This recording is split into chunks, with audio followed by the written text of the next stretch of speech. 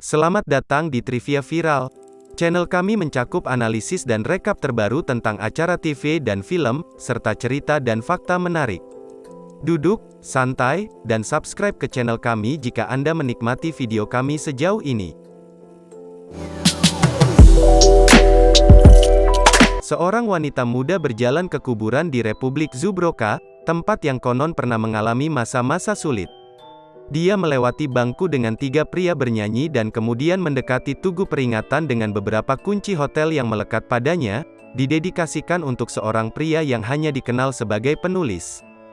Seiring berjalannya waktu, rasa penasaran terhadap pemiliknya terus menghantui sang pengarang, hingga mereka bertemu di pemandian hotel. Pemilik mengundang penulis untuk makan bersamanya malam itu. Bocah Lobby memulai ceritanya di masa remajanya. Kami pertama kali melihatnya membantu anggota lain dari Grand Budapest Hotel, atas permintaan petugas legendaris saat mereka menyiapkan makanan untuk petugas, dan seorang wanita tua. Saat makan, wanita tua itu menceritakan bagaimana dia takut meninggalkan hotel, takut dia tidak akan pernah melihat petugas itu lagi. Segera mengetahui dia ada di sana sebagai percobaan, petugas memulai wawancara dadakan dengan pria Lobby.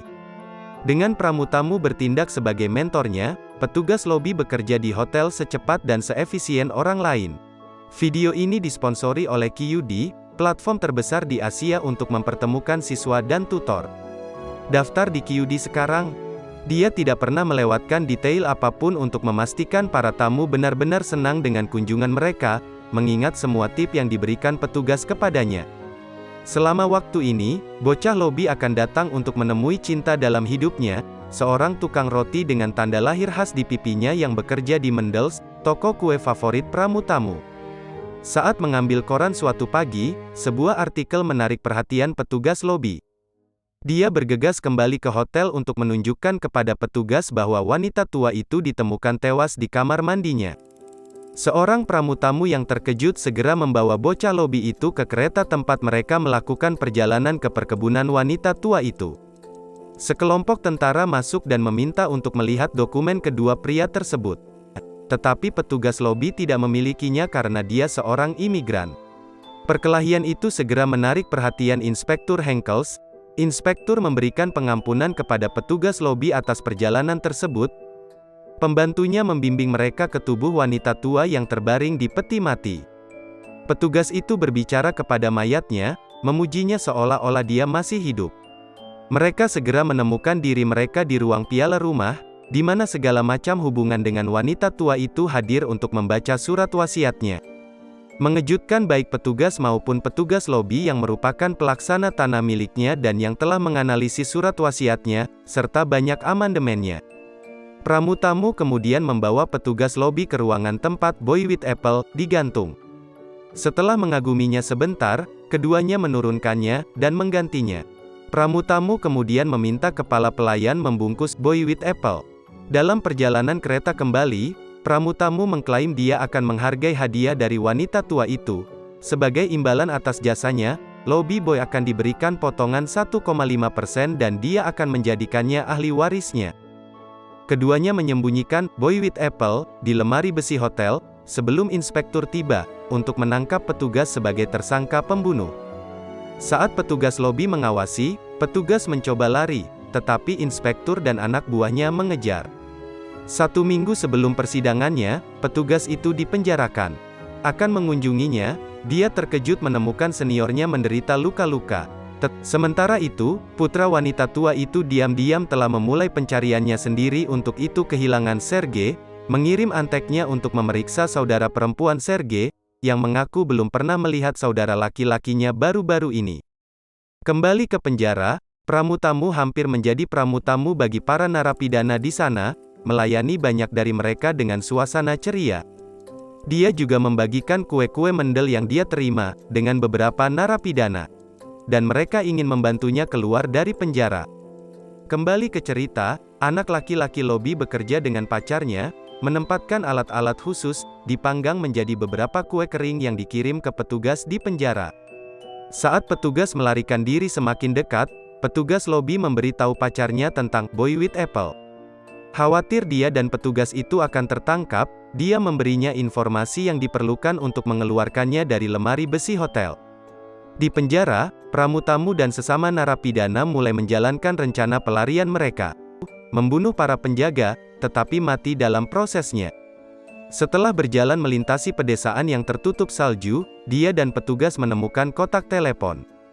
Masyarakat tersebut ternyata merupakan kelompok yang terjalin dari banyak petugas hotel. Pesan concierge untuk bantuan, segera menemukan jalannya melalui concierge. Pada akhirnya, teman pramu-tamulah yang menjemputnya dan bocah lobi dari pedesaan. Putra wanita tua itu mencoba memeriksa sisa-sisa surat wasiat ibunya dan untuk pertama kalinya dia menemukannya hilang dari ruang kerja mansion. Sementara kereta luncur meluncur ke sebuah bukit, mengirim bocah lobi ke salju, dan petugas itu tergantung dengan berbahaya di tepian. Orang tangan kanan mencoba untuk melonggarkan langkan es tempat petugas itu menggantung, ketika petugas lobi mendorong pembunuh gila itu ke tepi, sampai mati. Namun, kemenangan mereka berumur pendek, karena inspektur terlihat di seberang jalan, menuntut keduanya untuk tidak bergerak. Perang akhirnya sampai di kediaman The Grand Budapest Hotel, dengan banyak anggota militer mengambil alih banyak kamarnya. Tugas pramu-tamu kini jatuh ke tangan seorang pria. Mengambil pacarnya, petugas dan petugas lobi menyuruhnya masuk ke hotel dengan kedok mengantarkan kue-kue gratis dari Mendels, sebagai kedok untuk mengambil boy with apple untuk mereka. Saat keluarga memasuki lobi, putra wanita tersebut memata-matai pacarnya yang dengan cepat berbalik dan mencoba melarikan diri. Keduanya menemukan diri mereka di lift. Sementara itu, mengkhawatirkan nyawa pacarnya, petugas dan petugas lobi memasuki hotel dengan menyamar sebagai rekan Mendel. Setelah boy with apple diambil, dokumen rahasia yang disembunyikan kepala pelayan di belakang ditemukan. Tetapi wasiat kedua juga memberinya banyak bagian dari banyak bisnis yang dia miliki, termasuk kepemilikan Hotel Grand Budapest. Selama perjalanan, kereta berhenti lagi di ladang jelai yang sama seperti sebelumnya, dan sejumlah tentara naik untuk memeriksa surat-surat. Saat pramu-tamu dan pacarnya check out, tentara itu tidak menerima izin pria lobi. Saat mereka menunggu lift ke kamar mereka, penulis bertanya kepada petugas lobi apakah dia memilih untuk tidak menjual hotel untuk mempertahankan bagian dari dunia pramu-tamu. Pria lobi menjawab bahwa dia menyimpan hotel sebagai penghargaan untuk pacarnya, dan tahun-tahun terbaik dalam hidupnya. Apa pendapat Anda tentang cerita ini? Beritahu kami di bagian komentar di bawah. Subscribe jika Anda ingin melihat lebih banyak video serupa dan beri kami jempol untuk mendapatkan lebih banyak rekomendasi video kami. Jadilah yang pertama menonton video terbaru dengan mengklik ikon lonceng. Sampai jumpa di video berikutnya.